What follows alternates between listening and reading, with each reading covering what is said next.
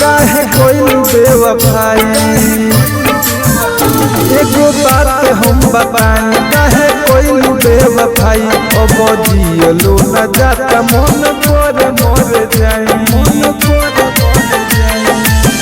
रात दिन चैन से न सोइले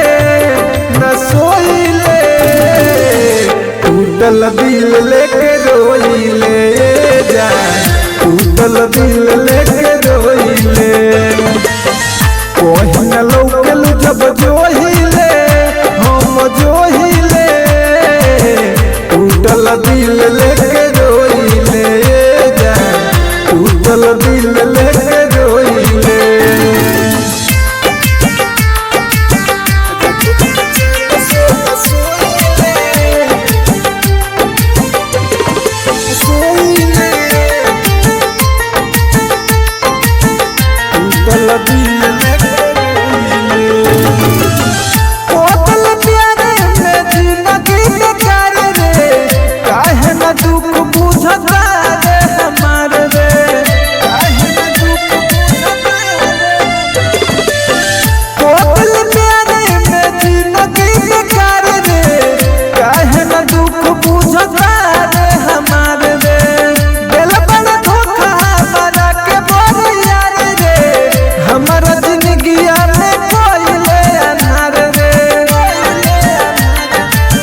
याद में तोरा जब खोइले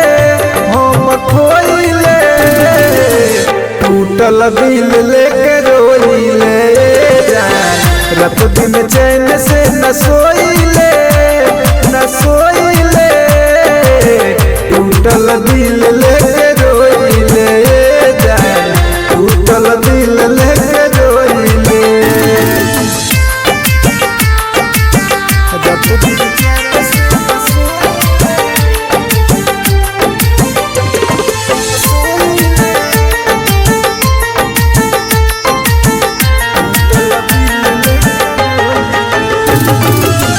हम तो दीवाना रहते हमार दीवानी मिस्टर महेश सब जान ले कहानी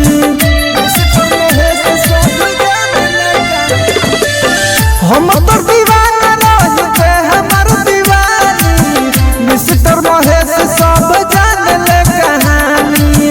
जो हम दिल बार हमर के निशानी सहनी सुरेंद्र के न बुझल पारसानी आई कब मौत हम जोहिले टूटल दिल लेके रोइले रात दिन चैन से न सोइले टूटल दिल लेके रोइले टूटल दिल लेके रोइले। बाय सहानी रिकॉर्डिंग स्टूडियो ठकरा बाजार।